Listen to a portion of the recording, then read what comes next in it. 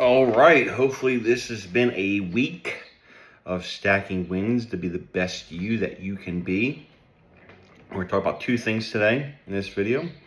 One would be my first day in Kathmandu, but we're also going to talk about a person whose name is the Kumari.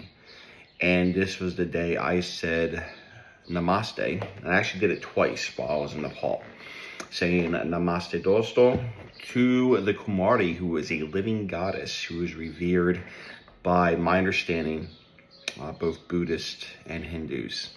Now, with going into this video, if I make any mistakes for those who are more knowledgeable than me, as a Western person who has just that one time, albeit a long time, but just one time at this point in Nepal, if I get anything wrong, I certainly am apologetic, and I'm profuse in my apologies. And please, please correct me. I'm a big believer that ignorance itself is not a bad thing, because a lot of times we're ignorant about something, and then we become educated, and then we're no longer ignorant of that fact, as long as we choose to accept our education and accept trying to be better. So, that being said, first day in Kathmandu.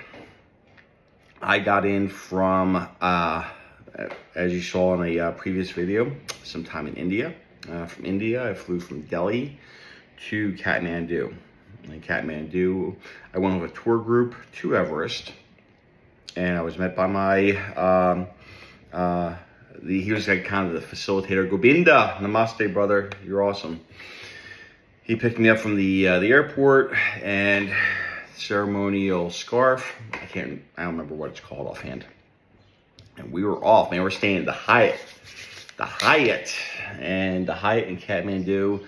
I think I could swing living there. It's like, I think it was like about $100, basically an equivalent of $100 a day. And like, man, I think I could do that. And it was nice. I'm not really that, I don't usually gush over hotels.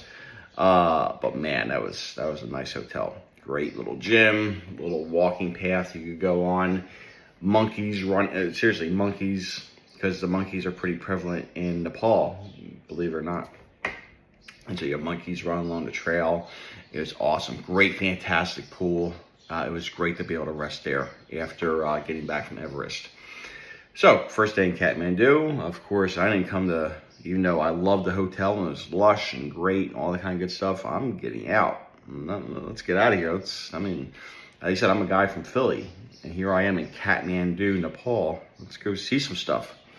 So I go out, and I have like a few hours before my tour group the next day. So the tour group would be the next day. So I have a few hours before I should go to bed and rest up for the next day. And so I go walk around. And Kathmandu, if you've never been there, it is, as I think I've mentioned in one or two videos before, it is an assault on the senses.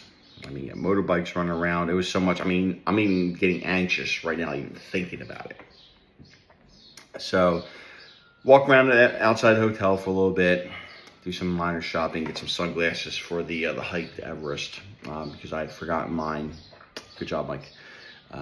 Back home. So pick up some sunglasses and go back to the hotel, kind of rest for a little bit, have some dinner. Go to bed a little early because, I had been, coming in from India and a week in India and blah, blah, blah. And so rest up next day, hit the gym, and then we're up and at 'em. We're going to Kathmandu. So I do like a tour that's already been set up through the company taking me to Everest. So this is a part of the deal. And the guy picked me up, and we went around. And of course, some beautiful temples. I'm not going to insult anybody by pretending like I know what's up with the names. So I'm not going to go out of my way to try and insult anybody, especially if they are from Nepal. So there is a temple. It's called the Monkey Temple. I'm not going to even try and pronounce it because, again, I'm not trying to go out of my way to insult people. And it was magnificent. And you got people, of course, you got the touts. The touts being people trying to sell you stuff and, best deal, my friend, and the world over. But I didn't let that distract me from the beauty of the temple and the monkeys that are everywhere. And apparently the monkeys, they bite. So if you do end up going to Nepal, careful of the monkeys, they do bite.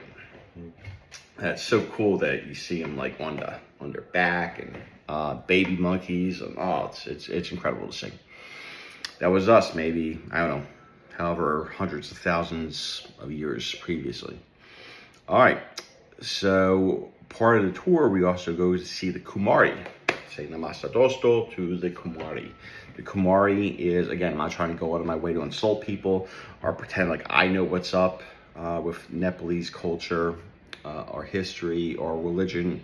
So this is my understanding.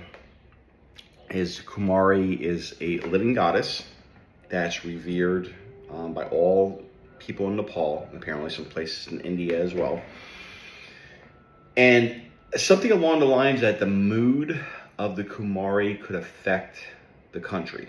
So apparently I watched an interview with a previous kumari, and she was upset at one point, and like for 2 days she was really emotional. And this was at a time when the Nepalese royal family was attacked, for those who are familiar with the tragedy that took place.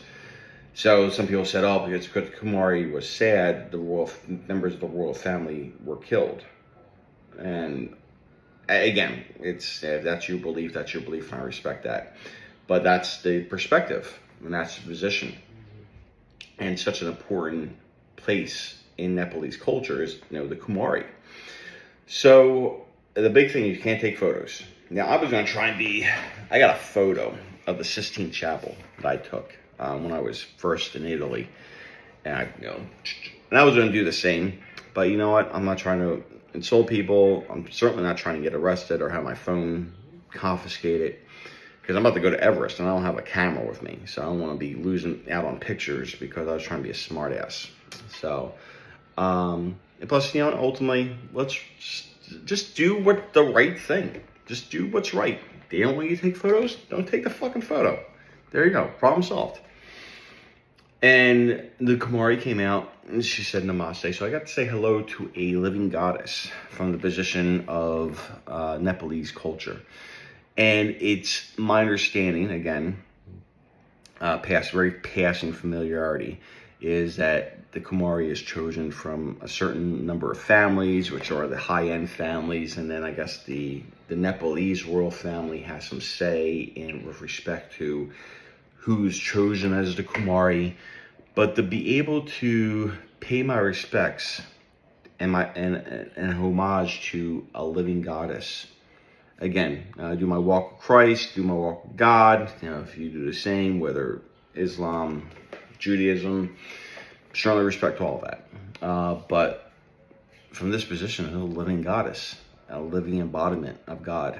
And so that's important, that ultimately to have that respect and have that knowledge of other people. Because if you have that knowledge of other people, it's really hard to hate other people because you have much more knowledge of them. So that was my first day in Kathmandu. Of course, now the temples, the monkey temples. I mean, I think about walking around Kathmandu. Like I said, it is literally an assault on the senses. And saying hello to a living goddess. So let's stack those wins to be the best you that you can be. And we will look forward to some follow-up videos. Let's do it.